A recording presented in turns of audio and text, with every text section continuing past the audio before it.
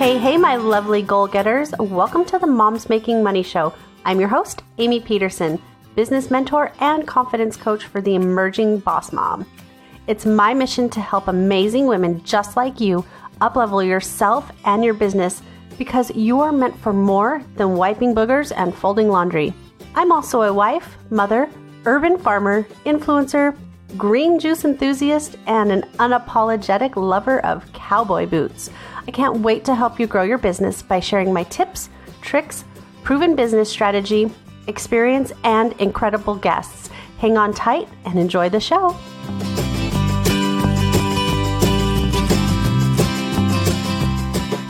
Okay, hello everybody, all my lovely goal-getters. As I mentioned, this episode is going to be recorded live, so we will be taking questions and comments from everybody as we go through this episode. And today we're going to talk about 2 4-letter words that are holding us back in both our life and our business. They're not F words, they are the words that start with an H. One of those is hope, and one of those is help. So let's start with hope. Everybody thinks that hope is a wonderful thing to have. And, to a certain extent, so do I. And I always have. But when you're hoping, you're not doing. We're using hoping and the word trying as our excuse to not do, right? So since we're all goal-getters, it's important for us to take the action. So just hoping something will happen, hoping that one day we'll happen to win the lottery doesn't mean anything. It doesn't mean we're gonna win the lottery. It doesn't even mean we're gonna go buy a lottery ticket, right? It doesn't mean anything to hope that your business is going to explode, to hope that something is going to come of these wishes and dreams, right? So when you have all these wishes and hopes, that's all they are wishes and hopes. By not putting these things into action, even if you take a few first steps and it doesn't go the way that you planned it to go, the hope is not going to deliver your success. So you have to have an action plan. You have to take the action, right? So I think that a lot of times using the word hope or try, these things can really set us back. And the hard part about that is it's nice to have hope, but hope can also be a little bit of a crutch. Like, well, I keep hoping it's going to happen. I keep hoping. How many times have you said that? And maybe you've said it, thinking it was such a positive thing without even realizing that you're just hoping and wishing, but not actually following through. So in the comments, as you guys are listening to this and as you guys are thinking of things, if you want to ask a question or you want me to read your question out loud and have it on the air, let me know. I'm happy to discuss it with you. That's the whole reason why I wanted to do this episode live. The other 4-letter word is help. And I think as women, as moms, as multitasking superheroes, I think that we feel the pressure to never ask for help. We feel like we have to host the perfect Christmas dinners with the perfectly roasted prime rib and all the fixings with all our matching dishes, and everything has to be beautifully laid out in your perfectly clean house with your perfectly clean kids while you run a perfectly seamless business.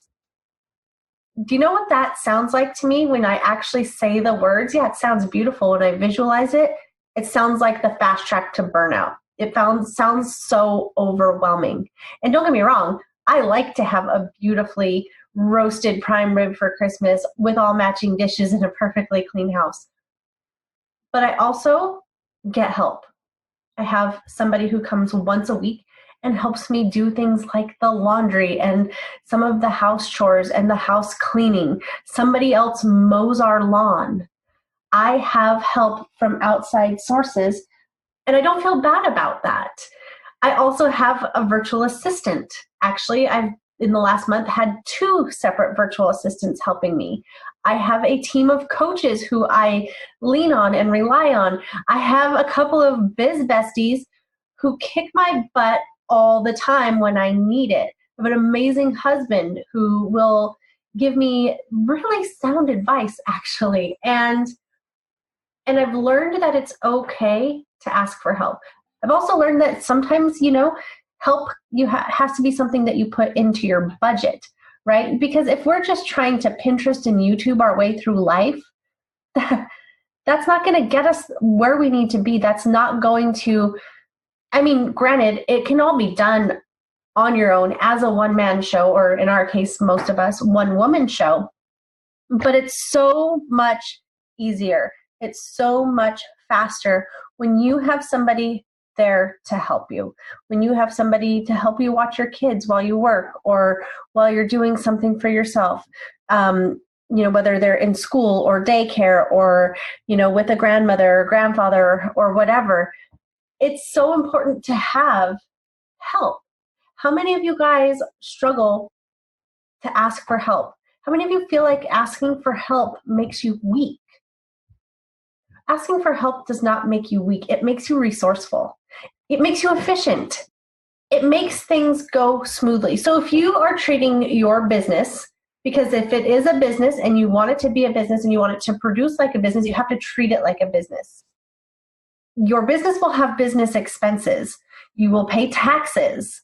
You will have operating costs, That's all part of having a business. So when you treat it like a business, most businesses, for example, have somebody else who comes in and cleans their office on a regular basis. It's maybe once a week, maybe once a month, however often that works out for that particular business. Or somebody within the organization typically does it. That's a cost of doing business. When you go into your chart of accounts in your accounting software or with your accountant, one of the codes there is cost of goods sold, office expenses. Those types of things are natural for businesses. So if you're trying to avoid having normal everyday business expenses, and I'm talking about something as normal as putting ink in the printer, something as normal as buying stamps and envelopes, something as normal as putting gas in your car when you're driving to meet a client. Those are all expenses and part of doing business. So you will have business expenses. Once you grow and have a legitimate business and you are treating it like a legitimate business, then you can change the word help. You can change it. It's a super simple shift, and you change it to delegate, right? And when you go to somebody, you can, whether it's your VA or maybe you have a personal assistant, maybe you have a brick and mortar business and you have an employee, and you can say, hey, I need your help with this. Or can you help me with this? Can you take care of this for me? And you know what? Most of the time, they're going to be happy to do it because you employ them. You're helping them sustain their bills and their own financial stuff, right? So they don't feel like you're asking them to do something crazy. They're like, oh, yeah, sure, I'm happy to do that for you. And that's been my experience. So overall. And so it's really important to know when you're taking on too much, when you're doing too much, and when you're spreading yourself a bit too thin, because all you have to do is ask for help. So I feel like we have hope and help kind of switched. We should be doing less hoping and getting more help. We should be putting that help word and not having it be such a 4-letter word, and not shunning it and not pushing it away, and not feeling like by getting help, by asking for help, that it makes us look weak. Do you think I feel weak because somebody else mows my lawn so I can spend time with my kids or spend time with my clients? Nope, I don't. I have zero desire to mow my lawn. I'm perfectly capable of doing it. It's just, it makes sense to pay somebody to have their team come buzzing through here really quick and take care of it in a fraction of the time that it would take me. And, there's also like a weigh scale. When you weigh out, how much do you ultimately make in a month? How many hours do you work? What does that compute to? Are you making $50 an hour? Are you making $100 an hour? Are you making $1,000 an hour? What does that look like for you? So say you're making, let's just say you're making $100 an hour. So if you work full-time at $100 an hour, that's $4,000 a week for 40 hours. Oops. That's $200,000 a year, say. Okay, so say if you're earning multiple six figures, right? Wouldn't it make sense to pay somebody $20 an hour to babysit your kids for a few hours? Wouldn't it make sense to pay somebody $15 or $20 an hour to help you keep your toilets clean or fold your laundry? So at $100 an hour, say, because most of us have goals to be a multiple six-figure earner, right?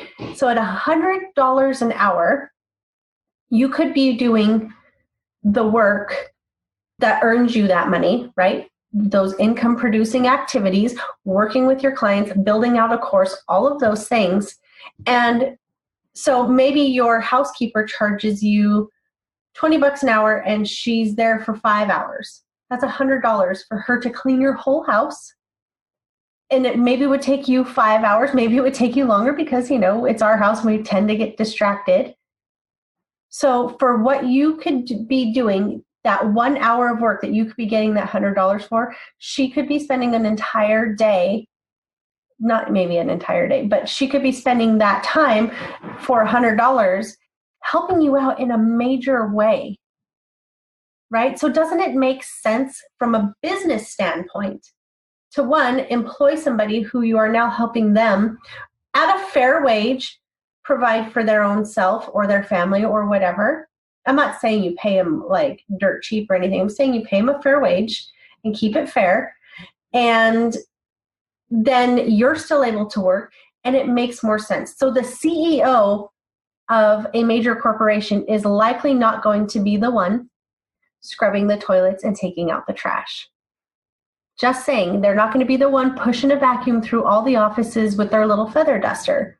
So if you're really going to be the CEO of your own company, a real business, you have to treat it like a real business. And I'm not saying you have to go out right now and get a housekeeper or whatever, but you have to be realistic in that it's okay to ask for help.